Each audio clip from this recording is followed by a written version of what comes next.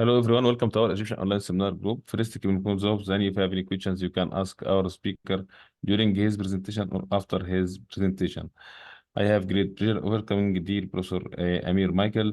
Professor Amir is a professor of accounting and the head of accounting department at Durham University Business School, whose research and teaching interests have been fostered by several years of undergraduate and postgraduate teaching and monitoring.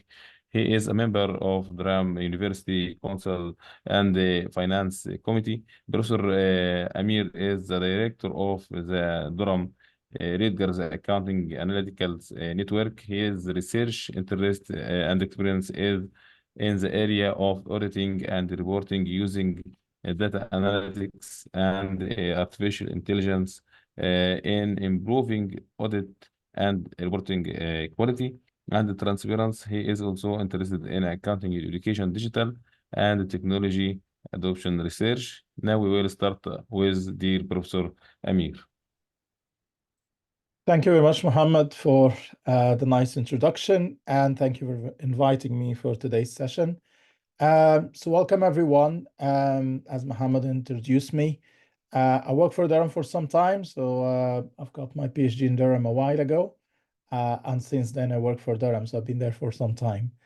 So I'll try to give you some kind of snapshots of some of the projects we do in the area of healthcare, and how this is tied in a way to accountancy, transparency, and some kind of utilization of technology, digitalization, and some kind of data analysis. So the first thing I need just to give background for those who are not from the UK, just give an idea where I'm coming from. The National Healthcare in the UK is one of the iconic institutions. It's the third largest employer in the world in terms of the salary bill, because of the number of people who work for the National Health Service, which we call it the NHS. So the NHS was initiated in 1948 by Winston Churchill after the World War. And it was a very simple idea of having everyone on the British soil is covered in terms of healthcare services. So it worked with something like we call it primary care, where you go and see your family doctor, or what we call here in the UK general practitioner, and afterwards you'd be referred to a hospital if needed. But being very large, and it caused some complexity in terms of the funding, in terms of the management, and in terms as well of operations. And that caused a lot of problems. And that's why NHS is something that the UK is very proud of. And they cannot tell any kind of break in or breakdown in this kind of service. So they're trying to make sure that is up to the level they require. And that's why you see the NHS is in every single political conversation. So recently we had general elections in the United Kingdom, where whoever party is going for the elections, the main focus was on the NHS. First of all, because healthcare is very important to everyone, but it means a lot as well for the British people. So it is very important to get it right. So this is one of the type of projects we work in, what we call the DRAAN. As Mohammed introduced it, DRAAN is what we call the Durham Rutgers Accounting Analytics Network lab, and it's a lab which we initiated 5 years ago, and it's a joint venture with Rutgers University in New Jersey. So we work on the same projects, but we are responsible in the lab for European and Asian and other countries' data, while the CAR lab in Rutgers more focusing on the American data. So we have this split. And in the lab, we had two streams of research, one of them, which I'm talking about today, which is about the healthcare service. And the other stream is about sustainability and reporting and sustainability assurance. So that's the other stream we talk about. So I thought today just to focus on the first stream, which we focus on in this lab. So I'll give you like some kind of snapshots of the projects we're going through, and every project is a bit different. But as you've seen from the title, the projects we're working on are around two areas. One of them is around fraud. And fraud is a big problem in the UK and the National Healthcare Service, when you talk about this level of complexity and size and functions and forms of the NHS, of course, it is very, very difficult to monitor every single transaction, every single financial flow or any other fund in the NHS without having some issues. And that's what created lots of wastage and lots of fraud. So that's one element of it. We focus on how to use digitalization and technology to, first of all, detect fraud and as well to prevent it. But that's not an easy job. So we thought that technology will play a role here due to its complexity. And the other type is more of efficiency. So we're having mainly two major problems at the moment in the healthcare service in the UK. One of them is the waiting lists. And of course, for those who are following the elections and the politics in the UK, you can find waiting list as one of the hot topics that's always discussed in the parliament, how to get the waiting list down. Waiting list was a big issue, and it gets even more severely problematic during COVID. So that's why it's a key issue, how to reduce the waiting list. But as well, there is other problem, which is the maintenance of hostels. All these hostels, I mean, it's huge amount of funds getting into these hostels. Over COVID, there was no time to do any maintenance, and that created what we call the backlog for maintaining these hostels, which again is a big, big problem at the moment because it needs billions of British pounds to develop. So I'll talk a little bit later. So those are the two problems we're trying to address today in some of the research we're doing in this lab. So the first paper or research project we're working on is what we call evaluating the A&E, or accidents and emergency, or for those from the US is ER units performance with non-financial indicators. And the problem we're trying to solve here, that the UK system set a very ambitious target that they're saying that 94% of people admitted to accidents and emergency unit need to be seen within the first 4 hours. That's a very, very high target to achieve. Of course, this target was frozen or pended during COVID because you cannot meet this target while during COVID. So that's why it's been pending for a while now. So this is a project work with a colleague, Terry Harris from the lab in Durham, and another colleague called Hans van der Heijden from Sussex University in the UK. So this is the flow chart for the data, and that's just before COVID. And you can see here the black line, which we're talking about here, is just 94% they're trying to hit. Of course, since 2015, 2016, they never hit it. It's always, and it's going down, it's not getting any better.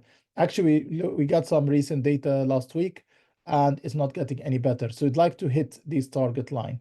So what is the problem? We're trying to see what are the issues. So the question here we're trying to answer, number one, what is the cost associated with people admitted to A&E? Secondly, why we're not meeting this target? Why the NHS in the UK not meeting this target? So is it a costing problem? Is it a management problem? So that's what we're trying to investigate here. So one of the other things which are a little bit striking is that if you see here to the left-hand side, you have a figure where how much we, or the UK invests in NHS. Actually, this figure is even getting higher and higher every year. So they're putting more and more money in the NHS. However, the performance is declining. So it's a very odd diagram where you see that the more you put money, the less performance, all right? So it's very, very strange relationship or correlation between the two figures. And that's another reason why we thought we need to do some research in this area. So just I'll pause here before going to the main project and mention to you how we work in the NHS. Maybe that's helpful for colleagues here. In the lab, every type of research we do, it needs to have some evidence that it's going to be applicable. So one of the things we agreed in the lab with the members of the lab that from day one, we need to do research with impact. So of course, publication is one thing of it. We'd like to go to, and we're publishing lots of this work anyways, but we'd like to make impact to the society around us. So every type of research, we're trying to tackle a problem, and we talk to the relevant people to ensure that this research is implemented in future. So we merged two frameworks here. We looked at what we call the balance scorecard, which is very, very popular. I'm quite sure people know about it, which is initiated by Kaplan and Norton in Harvard University in 1992, and then being modified by the same two co-authors in 1996. So we use this approach, which is used actually in private sector. It's never been used in public sector till this piece of research. So that's one of the novel ideas we're trying to introduce, is introducing this kind of tools into a public sector institution rather than just private sector. But we merge it with another very popular framework that is used by the NHS for some time now, where we call it Performance Assessment Framework, or the PAF. So we integrated both of them. So we got the pros and cons from each of them. And we came up with an idea called the Integrated Performance Evaluation Approach, IPA. And IPA simply is trying to look at the overarching aim, what they're trying to achieve, what this health service is trying to achieve. And it simply is the healthcare outcomes and improvement. And that's, we measure that financially. So the red areas here, those are the measures or proxies we use for the model when we investigate our data.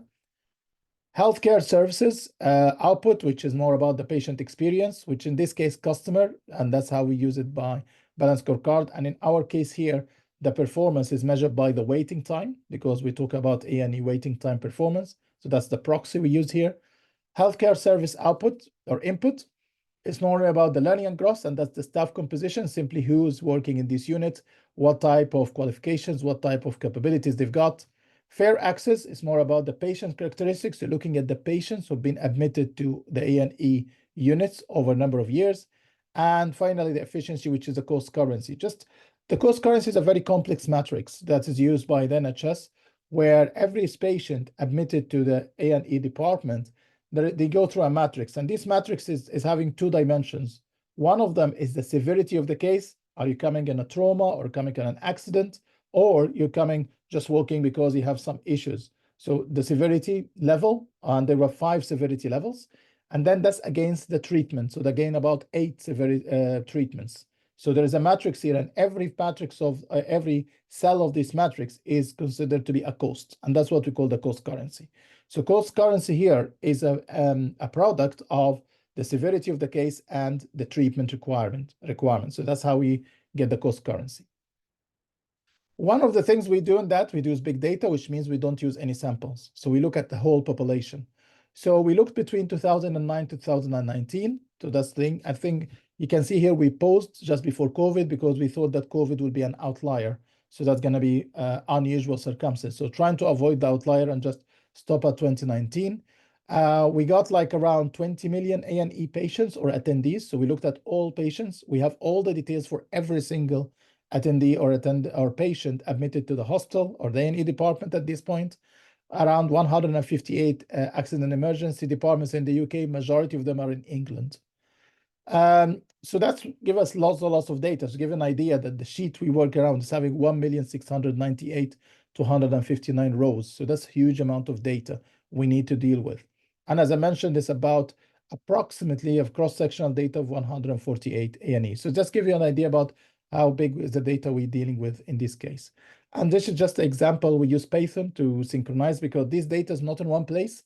This data is from 4 data sets, one data set for the staff, one data set for the patient, one data set for the cost of the treatment, and one database for the cost, the trauma severity case. So we're trying to mix the 4 data. So we use Python to sync the different database together.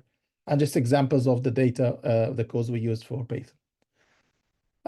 Just to give you the results we found very interesting results. Without going into details, that's the diagram which we worked on some kind of OLS regressions and panel data regressions and done about 6 or 7 sensitivity analysis. The interesting thing we found that females consume more cost than males, and they take more cost in the units. And when we're trying to investigate that, because we came up with results and went out to some people in the NHS who are with medical background to understand what's going on.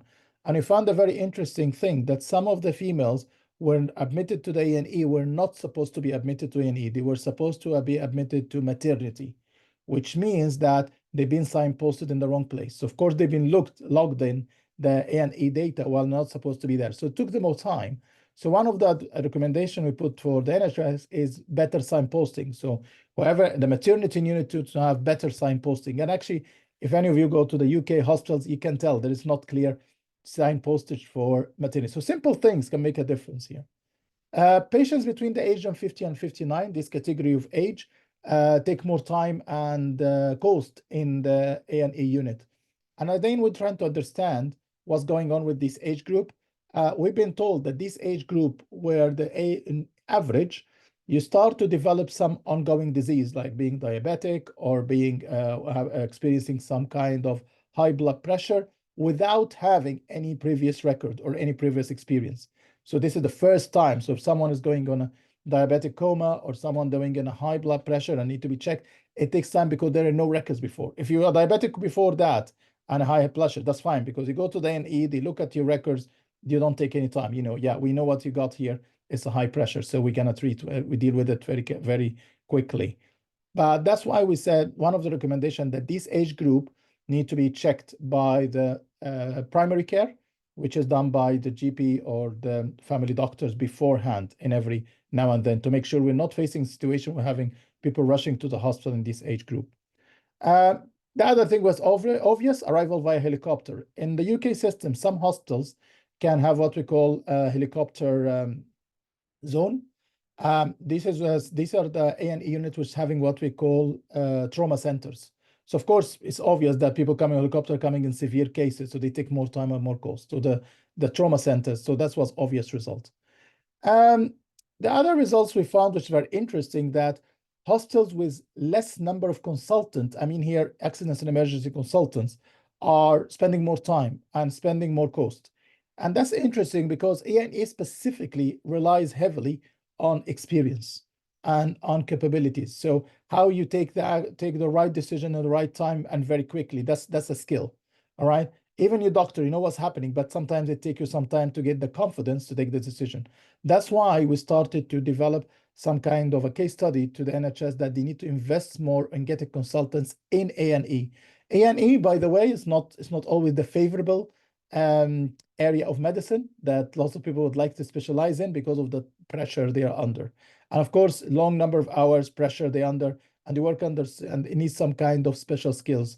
UK is having a drop in these numbers of consultants. So that's something we're talking about, talking to the NHS, what we call the human resources forces, to encourage them. And actually they started to do, I mean, we are very glad that the UK system started to have some routes for immigration for doctors to the UK. And one of the disciplines or the areas of medicine they're looking at are consultants of A&E. So that's in line with what results we found in our results.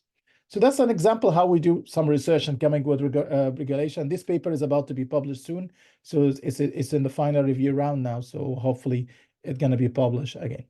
Another work, and I think another project, which is I mentioned again as example of efficiency, NHS had problems with their assets or their hospital buildings and maintaining these buildings.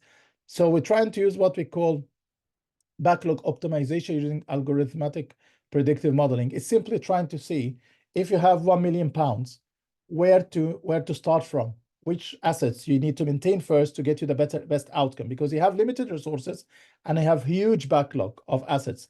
And this backlog assets is not just in terms of volume or number of assets or number of buildings, but as well in terms of risk. So we have, as I'm going to show you later, having risk measures. This is a project which has been funded by His Majesty Treasury Office, which is like the finance ministry, who monitor all this funding and budget, and the commissioned us to do this type of work for them. Actually, we're about to submit the final report in September.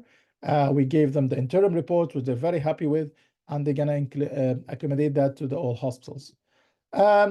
So the project is simply using something called ERIC data. Interestingly, the ERIC data, or the data we call it, is the state's returns and information collection. It's available, it's in public domain. If you go to ERIC and say .gov.uk, it gets you all the data for all hospitals, all data. By the way, most of the data we're using here is in the public domain. So if any of you are interested in doing research about public sector institutions in the UK, you can go to the site called gov.uk, and you're gonna just type the name of the institution, like police forces, hospitals, whatever. You're gonna find lots of data if you're interested in dealing with big data. So we started to look at the data from 2015 to 2023. That's including COVID, because it's a big problem during COVID. So yes, we're outlier, but we know it's a problem. And we'll start to look at the cost of eradicate backlogs, which is the different risk level, and the predictive modeling as well. So in in the risk model, they have or the risk methodology, you have 4 levels of risk. High risk backlog, significant risk, moderate risk, and low risk. So we integrated that in our model. So we gave some weightings to every level of risk.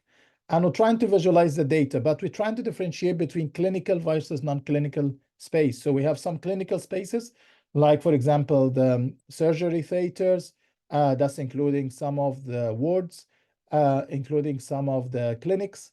The non-clinical space is the space used for administration. And that's including like the restaurant, the cafes, other services, parking. That's, we call it non-clinical spaces. So we differentiate between the say, because we need to prioritize which one to start from and to allocate the right budget to. When we've done that, we said that we're going to look at 5 areas. We look at national across all England, but as well, we're going to look at 4 sets of hostels or trusts or deaneries in the north of England, which one of them is Sunderland and South Tyneside Trust, Durham and Darlington Trust. The third trust is what we call North Teesside and Hartlepool, and the final trust is the South Teesside or James Cook. So we have 4 trusts. Those are the north. Because we are in the north, the Treasury Office told us that we need some priority to the north. So we just worked on the 4, but we compare that to national. Of course, you can see here, this is the changes to property maintenance. You can see one of the hospital changes are going high. And actually, this is one of the hospitals that's having a new hospital building. That's why it's going high. This is the Sunderland Hospital. It's going high. While everything is going down, everything need to go like the orange, expected to go to the orange, but there is a decline in maintaining the assets. So that's reflected on the service. And that's why there are lots of complaints about the quality of the assets. There are many other things we made up by risk. So this is high risk, this is significant risk. So it's looking at every single hospital and how the assets work. Again, you can see some differences. And again, these differences due to the fact that the different level of risk. So this is simply what we enter to the algorithmic model. So the algorithmic model is based on what we call thematic analysis. So we looked at the risks, the 4 level of risks, and we enter these trends or data or these observation points to the model. Again, this is changes to the moderate risk and low risk. So that's just a visualization of the data. This is the model we're trying to determine, and this is the algorithmic model we're trying to examine. So we looked at the maintenance cost, we looked at whether clinical or non-clinical space, we looked at the different level of risk, high risk, low risk, moderate risk, and significant risk.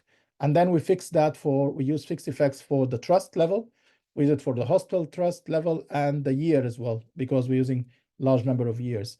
One of the other thing I didn't put here, which we use as well, something called the RCI. RCI is a score which count for the number of population or catchment or population being served by these hospitals. And that's including many factors. So you're having a hospital in London serving wide range of population, a wide range of patients is totally different from a hospital in a small village like near Somerset. Okay, that will serve smaller number of people. So we factor that into another model. Unfortunately, I didn't put it here because this was very recent change we made to the modeling. So that's mainly about the efficiency. So the 2 projects we talked about were talk about efficiency. Let me jump now to another couple of projects which are more about fraud. So if looking at fraud, it's a big problem in the healthcare, not just in the UK, but across the world. So in the US, they have like 8.3 trillion pound they spend, okay, on the NHS. That's not fraud, that's the budget for NHS. So NHS is one of the largest budgets after defense for lots of countries. In the US, they lose about $61 billion every year in healthcare fraud. So it's huge. So out of the 8.3 trillion, they lose 61 billion. So it's not huge, but still it can make a lot of difference in terms of NHS or healthcare. Top 10 fraud is one of the 10 main causes of inefficiency in the world. So fraud is a problem. And $850 billion annually to fraud, waste, and abuse in US healthcare system. So the US as well is having major problem. And in the UK, we have 1.21 billion pounds of fraud every year. Actually, the recent figure, which just released a couple of weeks ago, is 1.28 billion pounds of fraud. So you can tell how much fraud is a big problem for NHS. I mean, One of the interesting conversation we had with guys in the NHS saying, if you look at the 1.28 billion or 1.20 billion, can we translate it? How many new hospitals? How many new consultants? How many new A&E unit linking to what we were discussing? How much we can spend on backlog and maintaining your assets. So we'll link the fraud, the money you've received from fraud, how that can help to maintain the assets or to get the waiting list improved. So it is very, very important topic to be considered. And that's why the NHS in 2017 came up with something called the CFA, or NHS Counter Fraud Authority. They developed these counter fraud authorities, it's an independent unit to look at fraud in 2017.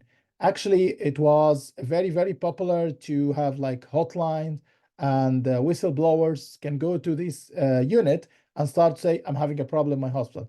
We're seeing some increase in people coming forward and whistleblowing or pointing out some fraud situation in their hospitals, which is a positive thing. We're not out of the woods yet. We still lots of work need to be done, but at least there is one step we gone forward to it. And they had a very good strategy. So this is one of the cases, just to give you an example of a flavor of what fraud is looking like a senior IT manager sentenced for £800,000 fraud against NHS and HMRC. HMRC is the His Majesty Revenue and Customs, which is like a tax authority. So there was some tax avoidance here by an outsourcing project.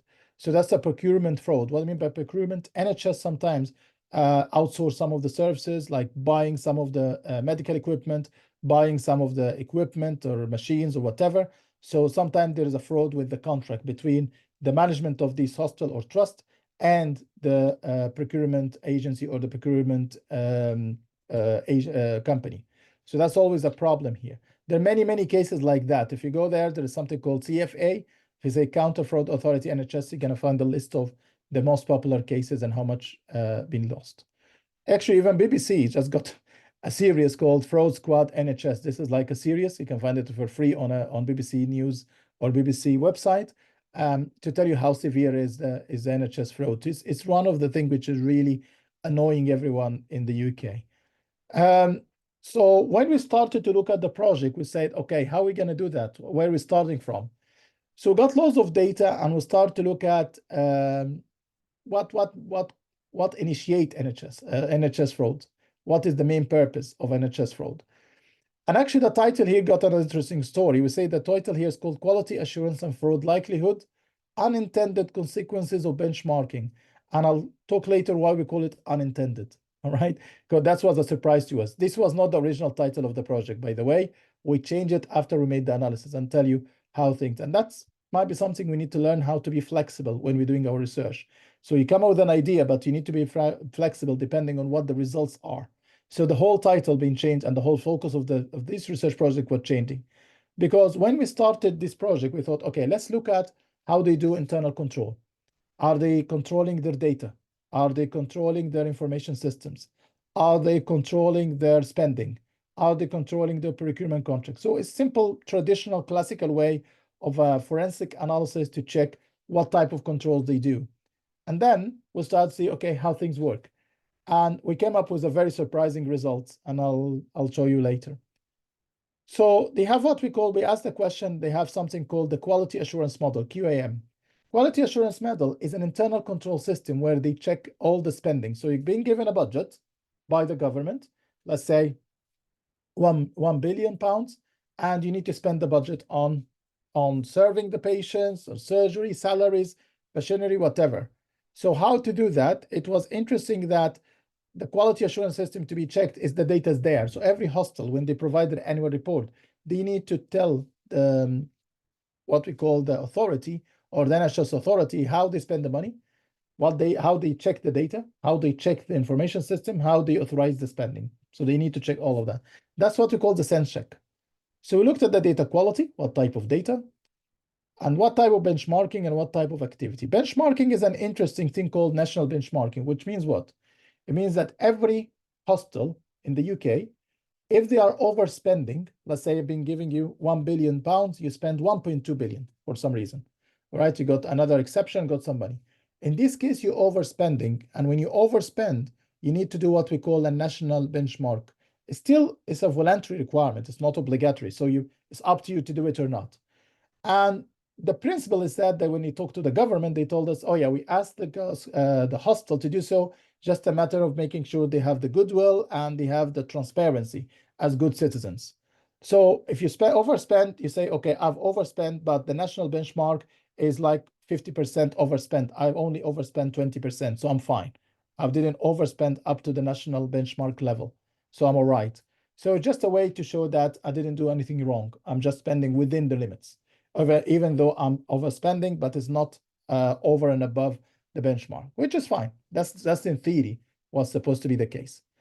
So we came up with a model. I'm not going to bother you with the model. Again, taking all types of control. We have 12, which is the V12s here, from V1 to V12. Those are the internal control systems, like whether the data being externally audited, internally audited, have the audit cover the data, have the audit cover the information system, have the audit cover the spending authorization, have you done any reconciliations, and so on. So all the types of traditional classic, including the benchmarking, whether you benchmarked yourself or not, and came up with something called variance, which we call it the fraud likelihood measure. And this is one of the novel ideas here, that we use the hospitals with overspending with some what we call naturalization modeling to come up with a score for fraud likelihood. It's not the actual fraud, but you give a percentage saying this is a score which says that you have a high likelihood to have a fraud based on some limits with the spending you've got, which is based on the cost variance. So we started update, as I mentioned, between 2012 and 2019. That's the data we looked at. Again, we stopped before COVID because COVID, there were many issues. We have for each year 49,664 services from 223 hospitals. And that's all the data, which around 269,759 observation every year. So that's every year we got this data. And the data is available on something called the Counter Fraud Authority. And this is the site if you'd like to have a look on the data. So the results were very interesting, that we looked at every type of data here is fine. One of the surprising things is the benchmark. The benchmark is positive. What do I mean by positive? It means that the hospitals who are having high benchmarking, which means they come forward and compare themselves to the other hospitals or the national benchmark, those are having high fraud likelihood. And I remember, if you look at the co-authors, I'm having one of my co-authors is from the US, from Rutgers, called Hilal. And when I've run these results to the lab when I've sent the results, the primary results, myself and Ming, which we based here in Durham in the UK, the results to the US to check it, the first thing they told me, I still remember the time difference, they told me, are you sure? That was 2 o'clock in the morning here. Are you sure about those results? It seemed to be something going wrong. How on earth benchmarking or national benchmark, which is supposed to be a tool for transparency, can be used by hospitals who are having high fraud? So it turned up that they use that as excuse or a window dressing to hide fraud. Of course, that's a totally different thing. What is the mistake? The mistake here is not about how you implement it. That's a public policy issue here, that the public policy ask all hospitals to overspend to do the national benchmarking. They use it in the other purpose. That's why we call it unintended, because their intention was not just to be transparent, but the intention is to cover up on some of the fraud that possibly can happen. So that's why they use it. That's why we call it unintended result. Of course, we've done about 25 sensitivity checks where we got the data back and forth. But every time we got, as you can see, data nationally benchmarked, it's a very strong significance. It's not just a weak significant or moderate or big. It's always 3 stars, which means the highest level of significance across the models. So that was very confirming that this is the case. Actually, this paper is gone now in a review and about to be published. Waiting for a couple of responses about it. But interestingly, the reviewers were very surprised about these results, and they challenged us on the national benchmark idea, because everyone knows it's not the case for it. But we're trying to make our case clear with some literature and with some data evidence as well. So there are some deficiencies in the QM model. We know that. It's impossible to fix these issues and apply QM in traditional control because there are lots of other things. One other thing we tell, because of the complexity, we need real time. The problem is with all this QM model, it happens on an annual basis. It means what? It means that you wait for the entire 12 months and then you got the results and saying, we have a problem. Okay. Of course, you don't hear you proactive. The time you start to resolve it, you have another problem the following year and so on. That's why one of the things we start to talk to the NHS, and especially the CFA or the Counter Fraud Authority, if creating what we call outliers dashboard. The outliers dashboard is a dashboard where you enter the data on a continuous control, that you enter the data and the data will flag up. It's similar to the model they use in the stock market. You know, in the stock market, when you open a Bloomberg screen and you find the stock prices fluctuating, it's the same idea.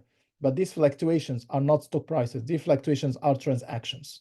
And you have millions of transactions every single day in the NHS. So you can use the same metaphor or analog of the stock prices or the stock market to design this dashboard. It's a lot of things, but we talked as well. We have in the NHS something called NHS Digital, which is responsible for digitalizing all these systems for the NHS, and we still have conversation with them to start on a pilot to create this dashboard. We done very, very humble idea of this dashboarding with the pediatric unit in one of the Northeast Hospital in James Cook. It was just for a couple of months, but was very useful. And actually the feedback we received was very positive. That's something we'll be looking at, but it's a huge investment if we need to go through this route. So simply the conclusion, NHS is losing about 1.2 billion, as I mentioned. Information reconciliation checks and data are positively correlated to the likelihood of fraud, which is the traditional that the more investment you put in control, the better control and less fraud likelihood, which is obvious. But the benchmarking, as I mentioned, was the striking results. So the whole title of the paper, we changed it to be unintended benchmark because of this finding, all right, because it's very striking. And that's something which when I talk to my co-authors, we're trying to be flexible around that. We change the focus, actually it turned up that we need to change the whole theoretical framework in order to get the paper published based on these results. The final paper, which is again relates to that, okay, it's not just about number, okay? So that's perfect. How things work with the controlling bodies. Okay, that's on the hospital level. So the last paper, we worked at the hospital level. We're trying to go one step higher. Let's go to the authorities. Let's go to the government and see what's going wrong there. So just to give an idea where we're starting from. In the UK, we have what we call the public audit. What do you mean by public audit? It means simply there's some information here, but I'll just simplify the idea. We have something called the public watchdog or the public regulator. And this regulator is normally the Treasury Office. And the Treasury Office will require to do what simple like an audit, similar to what we do in the private sector, but need to be a national audit. So they have something called the National Audit Office, NAO. If you heard this term, NAO is a very prestigious institution, been there for at least 70 or 80 years, working on lots of activities to monitor public sector. That's not just monitoring healthcare, but monitoring defense spending, monitoring police spending, monitoring school spending, local authorities. Everything is public sector spending is monitored by this National Audit Office and is independent. There are some issues with the National Audit Office that sometimes they not have the capacity, so they outsource some of these monitoring or verification to some private audit firms like KPMG, EY, PwC, Ernst & Young, UI, but also mid-tier audit firms like Grant Thornton, BDO, or Mazars. So they do lots of things, but they get help from the Big Four or other audit firms as well. So what they release every year reports for every single service, like a full report. And what we're trying to do here, we're trying to look at the report they release about the NHS. And that's what we call social and healthcare reports.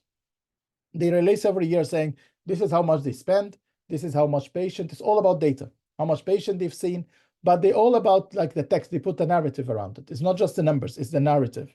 And that's very interesting to understand because it's not just about the numbers. So we thought like, okay, let's go away a little bit from the numbers and see how the public or the NEO or the National Audit Office perceive fraud. How they're gonna do that. So we're trying to look at some of the literature. We found one of the interesting papers about audit expectation gap, where that we need to manage the expectations of the public, especially when it comes to public funding or public spending. It's like taxpayers' money. So they have the right to know where this money is spent. So there are many other papers looked at techniques. So trying to look what technique we can use here because we're dealing with text, we're not dealing with numbers. So one of the things we looked at is something called the Latin Dirt Rate Allocation, LDA.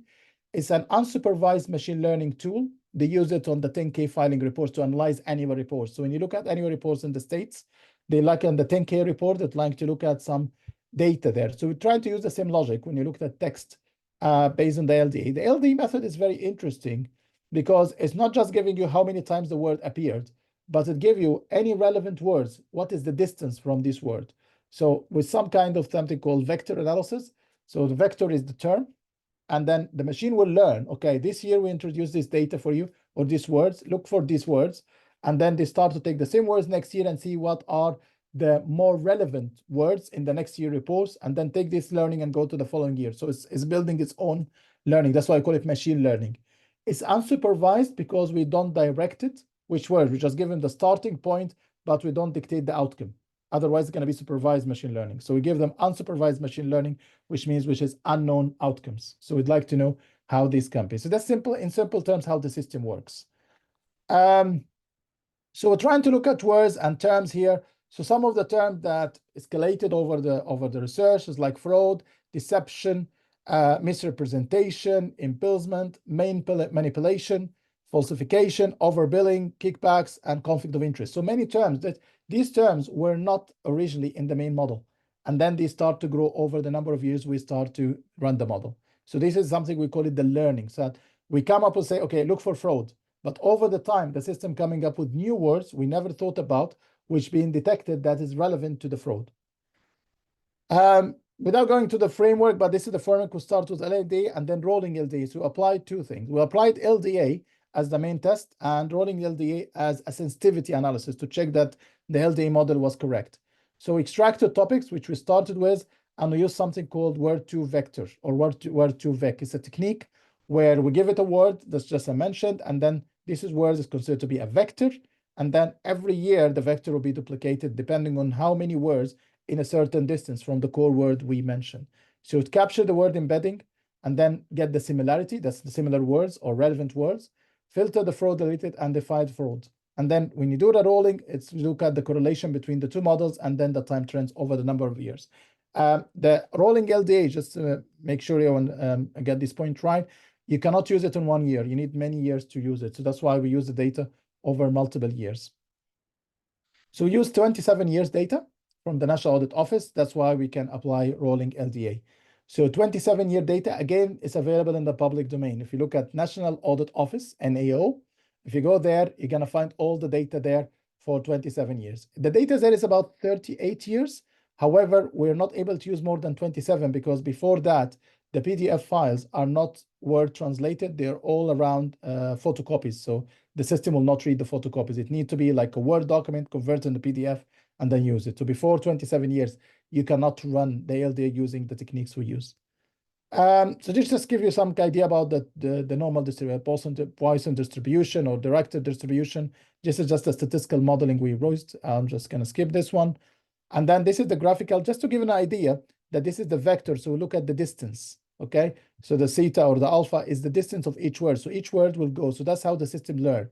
So every time you run the model, the system will learn till they got this point, which is the fraud relevant topics. So you start from an alpha, which is very broad, or a beta, and then all the time you learn, you create new vectors. And these vectors get you to a very specific point, which is the W point here. This is the rolling LDA. This is some of the codes we use on Python again. It is used by Rutgers 2022 paper, which is a very powerful technique to use.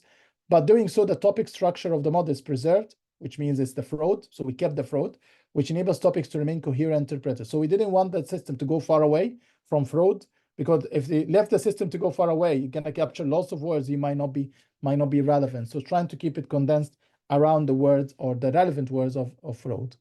So this is just a technique, and the words to vector thing that I mentioned. Again, very popular, used by Michael and Michael in 2013. There are two very good papers there which use this technique. But I'll just very quickly, just some cautious of time, I'll jump on the results. So results, this is the word data. We found fraud. That's how it works. And then you start to go down and down. So you get to NHS, financial audit. You can find here representation. So you started with a word, and then it goes growing and growing and growing. One of the things as well it can give you, this system is powerful, is the sentiment. It's not just about how the words and the distance, it's the tone. And we're trying to assess that using the algorithmic word-to-vector system methodology, which give you the sentiment. It's the tone of the words. And you can see here the tone was moderate negative. When someone is talking with these results, we say, okay, you talk about fraud and you're wasting 1.28 billion every year. You expect the NHS to be very negative, all right? But interesting, they were not that negative. They are moderately negative. Sometimes moderately positive, very positive sometimes, because they're saying it's nothing to do, it's because the NHS is too big. That's why we found lots of fraud. That's by nature. So when you talk about positive and moderate positive, it doesn't mean they are positive, but means they are considering that as a factual element of being complex, which is, I don't think is appropriate. But there are lots of reports saying moderately negative and some of them very negative, very little. Of course, the expectation we talk about fraud, you'd like everything to be very negative. So it's more about measuring the perception of the government against fraud. So I think the problem is, of course, I don't want to ignore the fact there is some political pressure coming on this kind of classification or sentiments. That's why it's not always straightforward to measure them. Those are 19 areas. After the machine learning system, they come up with 19 areas. So we started with fraud, but we found some examples of where fraud can happen. This is from the National Audit Report during this period. So trust, financial health, service care complaints. So this kind of thing, the complaints. Why the complaints can have fraud?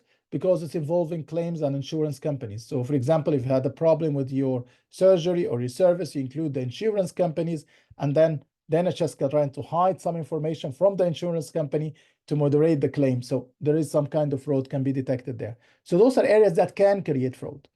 Public health audit is not, again, coming back to the previous paper, which is interesting. When you found this one, we're very happy, because the public health audit, which is something I mentioned about the benchmarking, this is one of the public health audit elements, and it seems to me that it creates fraud. So this result is in line with the previous project.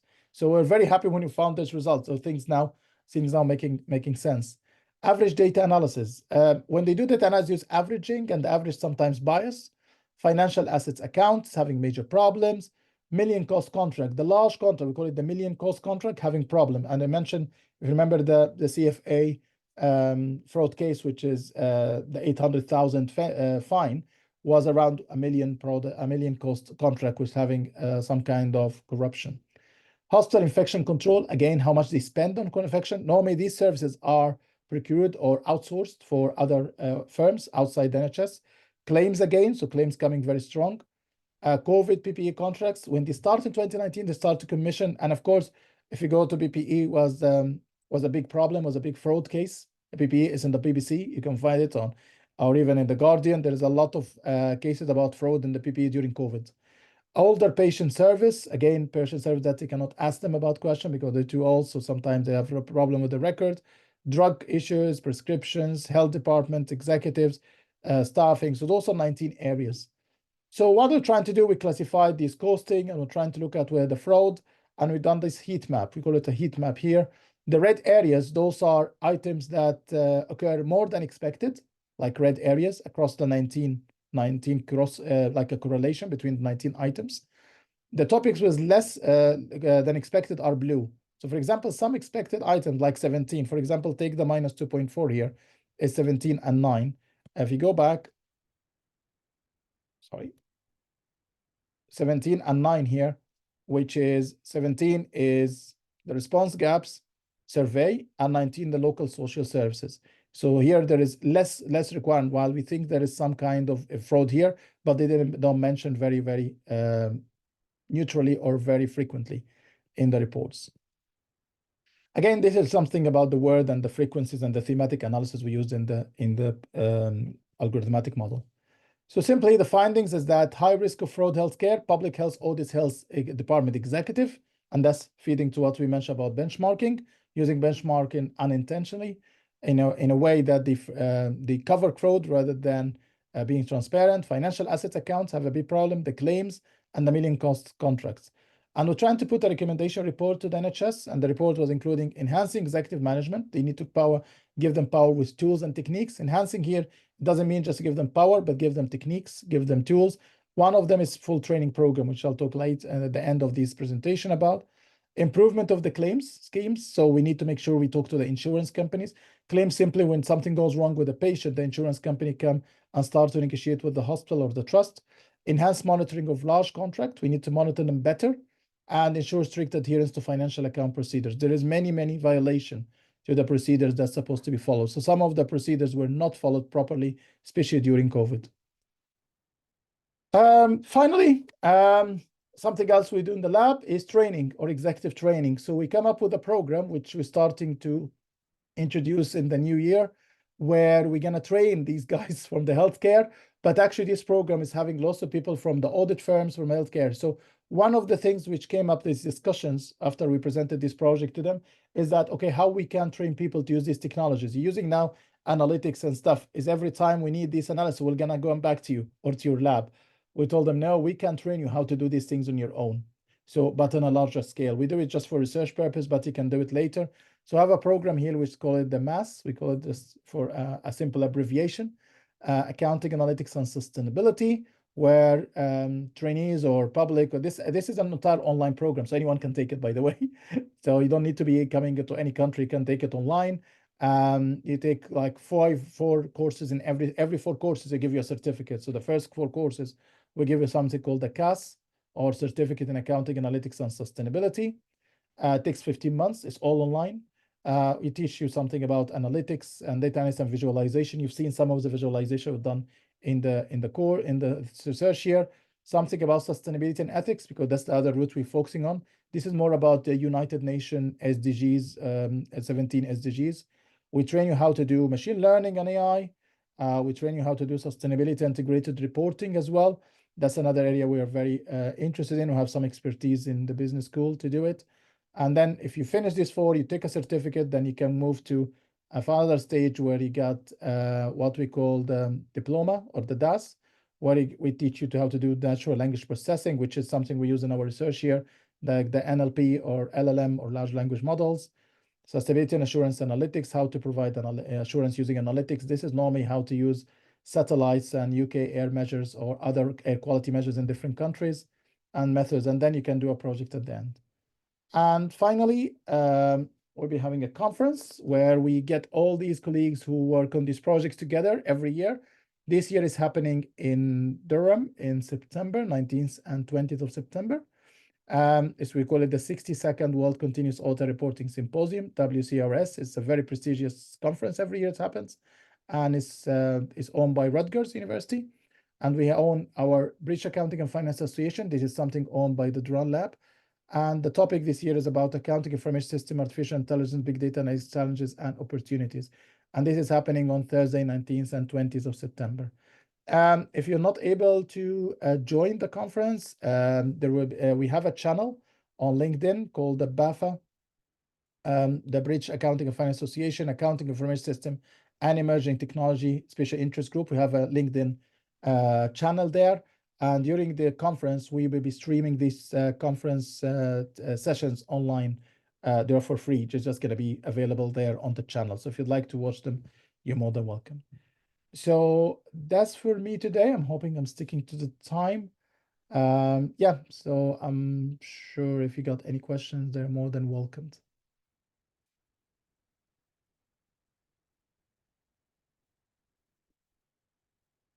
I don't see Muhammad now, but if you got any questions, happy to start answering. If you've got anything you'd like to ask.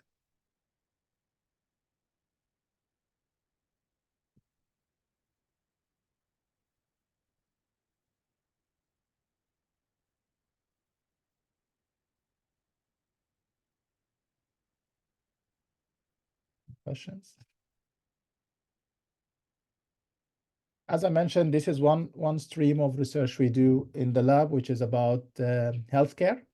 But we do other stream about sustainability. This is more about how to use technology in sustainability reporting and sustainability assurance. Is simply how to provide some assurance to colleagues who are in different firms or different organizations to give some kind of assurance to the different stakeholders around what they report in their annual reports. So that's another area. We have some research we do in this area as well with colleagues in the accounting department and in the lab as well. Right. Any questions? Anything you'd like to ask? Yeah. Asid? I think I can see hands on. Asid, do you have a question? Or ask?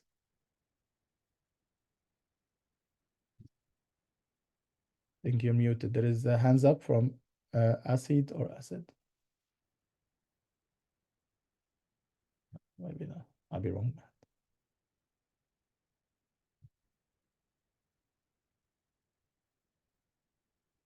Right.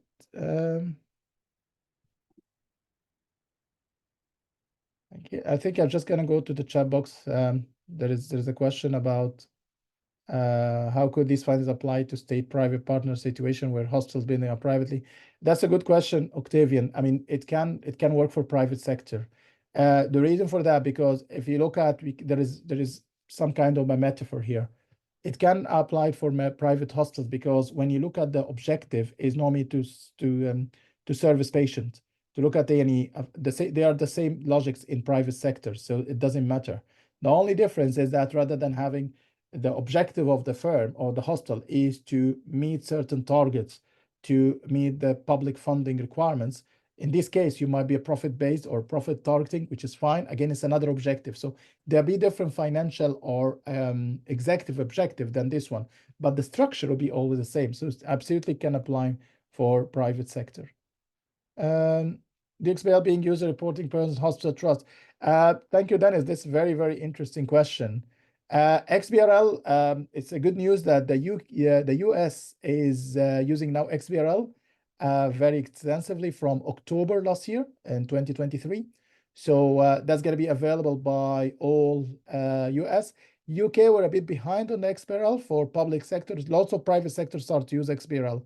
XBRL make our life easier. The last project I've talked about, which is around the sentiments, it was painful a little bit because we don't have XBRL. If you have XBRL, it will make our life easier when we are plugging the data into the software. It make it more frequent and much faster. So absolutely, XBRL, if it's been implemented in a wide range of public sector, will be very, very helpful for this type of analysis. Actually, we can get even better analysis. At the moment, it's applied for listed companies in the Standard & Poor's, Dow Jones in the US. I know there is some conversation now in the US about employing that to all public sector institutions or government institutions, which I think they've done some progress on that already.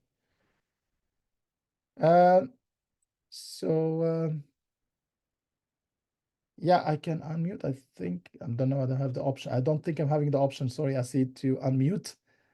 I think this option Muhammad is having, but I think Muhammad is not around for some reason. All right. So I'm sorry, I see that I'm trying to find a way to unmute you, but I can't find a way to do so. Sorry. All right, but any other questions? Muhammad is here. He was the one able to do so. Right. Any other questions? Anything you can type in the chat box?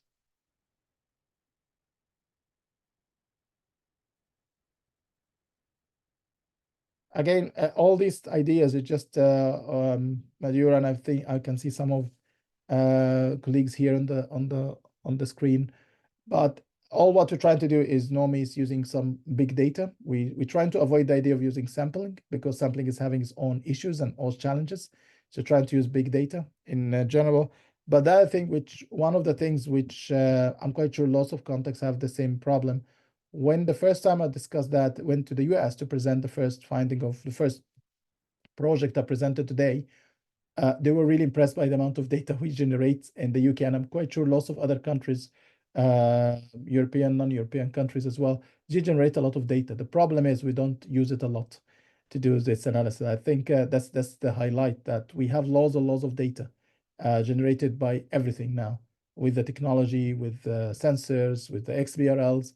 They all generate data, but the question is not about generating data. Everything, your mobile phone generates data. Everything, any camera generates data.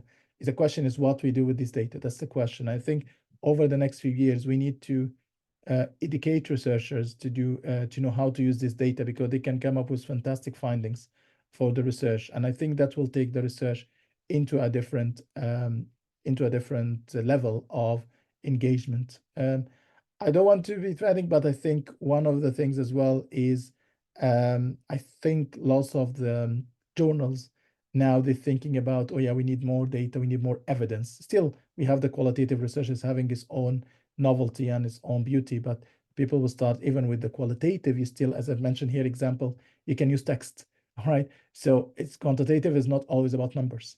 Okay, that's still quantitative, but you can use text to integrate it into some kind of research.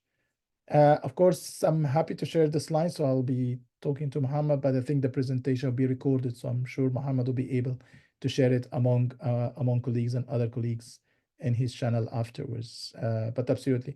Again, there's a QR code here for my link. I'm on LinkedIn, if anyone would like to connect as well. And this QR code is having my webpage in the business school. So if you'd like to get in touch to ask about anything of what I presented today, happy to help. As I mentioned, this program as well, I'll be sharing it when you get the marketing materials, because it's just been approved. For colleagues who would like to learn some bits and pieces of what we're doing today, there's a training course we offer in the university to train you to do how to use these things in your research and in your teaching as well, and your training. Again, as I mentioned, the objective of what we do in this lab is it's just publication, of course, is important for everyone, but as well is to ensure we engage with the society, engage with businesses, and provide them something useful out of this research. It's not easy. Sometimes we've been challenged on these things we find, but in most of the case, from our point of view, we're seeing some positive direction that organizations, even public sector, they're willing to work with universities to implement some of the research happening in these areas. Right. I'm not sure Muhammad joined us back, but I'm having Yes, I'm sorry, my contact right. is lost my connect. Yeah.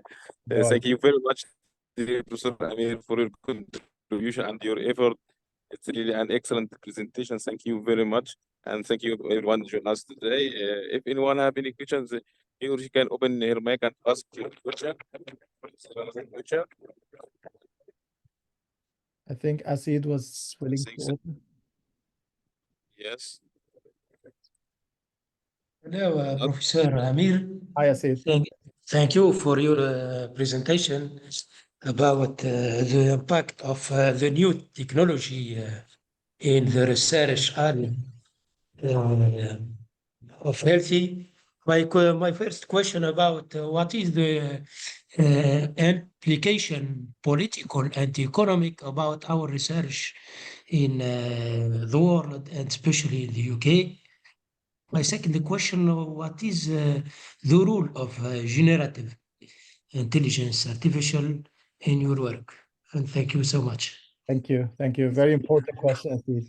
First thing about the politics, of course, first of all, I'm not a politician, but it's having lots of impact. I mean, we have some colleagues in the department where I work with, they work very heavily with the political party, with the parliament, and their work, you can tell, is having enormous impact on policy makers. As I mentioned, one of the projects today was funded by the Treasury Office, which is it's a political institution. It's very highly driven by the political agenda. Interestingly, some of the things about healthcare, if you if you go to BBC, for example, or the Sky News data, you find the manifesto of the parties when we had the general elections last week. They all talk about these things, all right?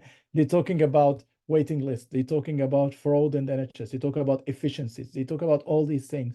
So we're not far away from working with the political parties. Of course, we're just providing things, but of course, it's being dictated by political agendas, which we're happy to contribute to. But it's different how much you're involved. I mean, I'm having colleagues in my department more involved than me with the political parties and the parliament. I do some work with them as well, but it's always emphasis influencing people. Interesting as well, I have PhD students coming from different countries across the world, and they've been sent by their own governments to do this type of work. So it's growing, and I know governments now is paying attention to that. That's why they calling some researchers to go and study about these things. So I have most of my PhD students I'm supervising at the moment, they're funded by their own governments, and they're expecting them to go back to their countries and contribute to their own governments and public sector and policy making with using these kind of findings. So that's one thing. The other thing about generative technology absolutely is having a huge impact, because I always believe in the idea of having like research commercialization. And this is a very important, which sometimes we as accountants or business school people as well, or academics, sometimes we don't have this kind of skill and development. That's why my advice on this case is I've started to do some interdisciplinary work with other departments. So I'm having a new project working with engineering, with engineers working on similar project, but on the railway. But I'm not an engineer. So they're using generative AI to detect the type of cost they need to maintain the rails after how many hours with different pressure. Of course, that's very technical. I'm not qualified to do so, but my contribution is be more about the costing system and using dashboards to integrate all these engineering parameters, engineering measures, and include them with costing. So I think the next step for these things is to work more interdisciplinary, work as well with computer science to get some applications and some dashboards designed to do this thing. So I think that might be the more advanced case. We start to do some kind of humble steps towards this direction, but I think it will take some time just to make sure we all speak the same language and start to take this forward. I hope that answers your questions, Asid. Thank you so much, Professor Amir. Thank you. You're welcome. شكرا. I think there's another question from, I can't remember that. Another question.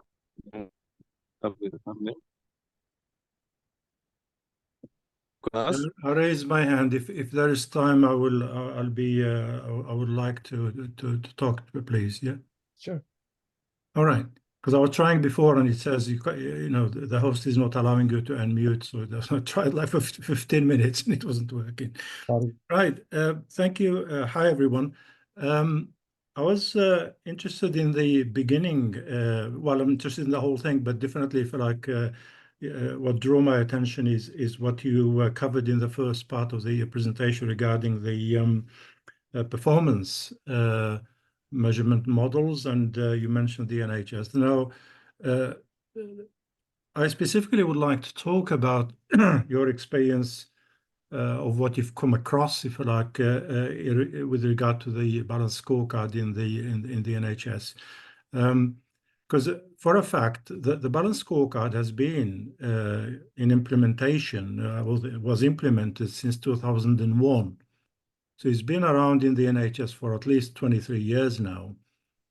And I believe the main problem, if you forget, if you like, the noise that people make, for like when you read the literature, but when you look deeper, the balanced scorecard is conceptually flawed, and people, they just copy each other and okay, there's a balanced scorecard and it's a fad and fashion and implement it, not realizing that there is something fundamentally problematic with the balanced scorecard, and I believe that problem, not probably many people talk about it, which is the cause-effect relationships between or among the different dimensions of performance in the balance. In the NHS, there are three types of, like there's a client, so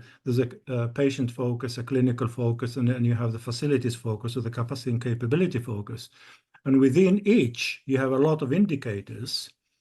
So, and because of the flaw, the fundamental flaw in the design of the balanced scorecard, if you look at the original design of the balanced scorecard, you have those arrows that go, double-headed arrows that go between the boxes.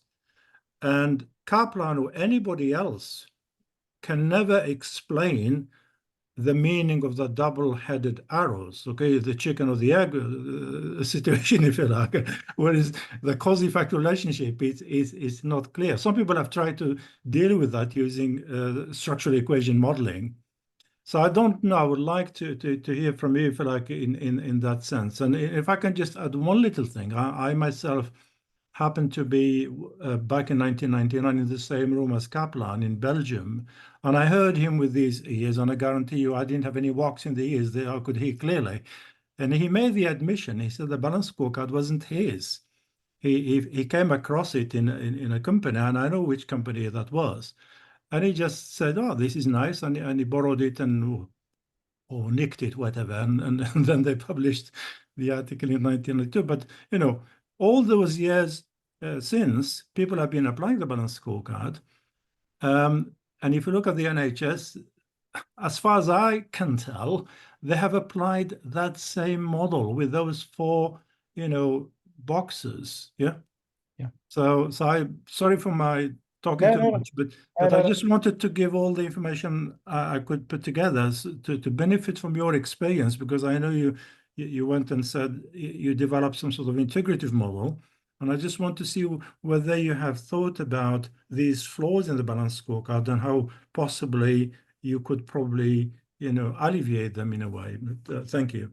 No, thank you very much. That's very, very useful. And I totally agree with you about the causality. I mean, that's always the problem, is what is the starting point and where is it? Sometimes you lose track. What is the starting point and what's the input and what's the output and what are the outcomes? So absolutely, it's not a process. It's more about an ongoing contextual relationships.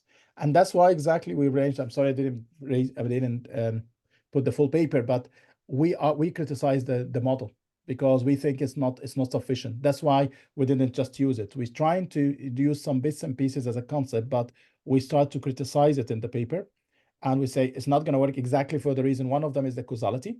Secondly, there is no clear process and separation between the inputs and outputs. It's all ongoing. We don't know how long it will be continuous because there is no time frame or timeline for it. And that's why we use another system they use in the NHS, which they're trying to avoid a little bit the problem, which is called the PAF system, which is a performance appraisal system, to avoid the problems which they failed as well. So trying to come up with a new system exactly for the reason. If you go, sorry, I put the slides. In the slides, we're trying to put it as a process, which is not the balance score concepts. Score is a circular between the force perspective, which is the customer, the learning outcome, or the learning and development, the patient, and as well the financial aspect, but it's not going. But the only thing we borrowed from the balance scorecard, which I thought is more useful, is the balance between the short term and long term. That's exactly what we thought is a very good idea from the balance scorecard. And actually, you're absolutely right. We've seen Bob Kaplan before, and we talk about that, but the idea was really coming from David Norton, because Norton is not fully academic. He's a practitioner. So he brought it from one of the performance managers he worked with, and then Kaplan put it in a form of an academic theory. But I absolutely agree, it's not ideal. That's why we criticize it in this paper and try. So my experience with it, it's not working. I agree. I can confirm what you said. It is not working in the NHS. They tried it, but they didn't try it nationally. In the NHS, they have national policy, and the balance scorecard was not one of them. Balance scorecard was introduced at a local level, at some hospitals, some trust, and some of the trusts implemented it. They tell it's not working. We don't know where is the input. We don't know what the output. We don't know what the process, and we cannot evaluate it. So that's why we introduced this new idea of an integrated model between the PAF and the balance scorecard, taking some of the advantage. But the only thing we agree with Kaplan on the balance scorecard is the balance between the short term and long term, because that's always a problem. Not just NHS, the public sector in general, they're very short-sighted. I mean, they're always looking, when is the next elections? And then we'll set our plans for the next elections. That's how they think, which is short-sighted a little bit. We're hoping that in future we can emphasize more about public sector, but absolutely agree that the balance scorecard is not ideal. I've implemented as well somewhere else in the hotels and tourism industry. It do bits and pieces, but not the full process. And again, it's having its own issues. So, but thank you very much for this slide. That's very, very useful.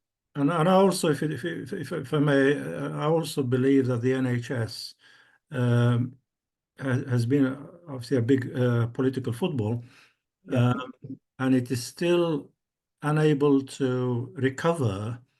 And when it tries to recover from one thing, it's hit by another.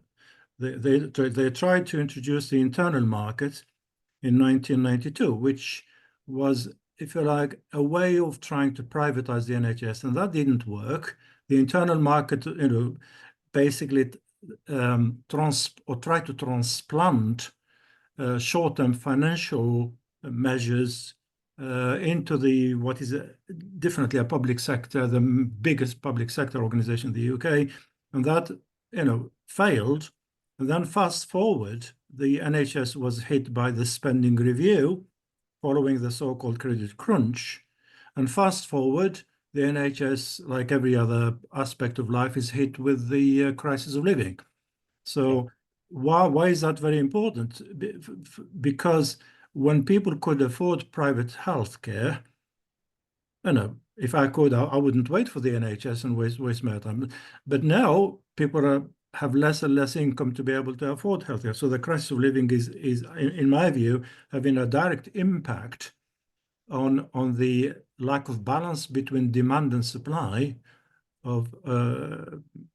So I think it's the balance scorecard, therefore, with it being conceptually flawed and being a very, I think, more as a static system in some ways, cannot operate in a very, what shall I say, very dynamic sort of environment, very volatile environment. I'm sorry, that's No, that's right. I mean, I think I'll add to it is to be fair, what put NHS as well on its feet is the austerity that took place by the public funding as part of on the back of the public funding review or the spending review. But I think I agree as well, the balance scorecard, it cannot work on its own. It's an old concept, but one of the things we're trying to do is we're trying to prove it is not working for those reasons. That's the key idea, rather than just saying it's not working, but we're trying to prove it using some empirical data. And we believe that's one of the contribution of this type of research we've done, exactly to prove the point. And it can work with other things, but it cannot work solely as we just do plan scorecard, full stop, it'll do the job, do magic. It will not do magic in especially in public sector. It needs other supplementary systems and this evidence by the data as well. But that's very, very useful. Thank you very much for sharing your insights. Thank you. Thank you. Thank you. Any other questions? I don't know, Mohammed, what do you like to? Yes, if there are another questions, if anyone have any questions, you can open your mic and ask your question.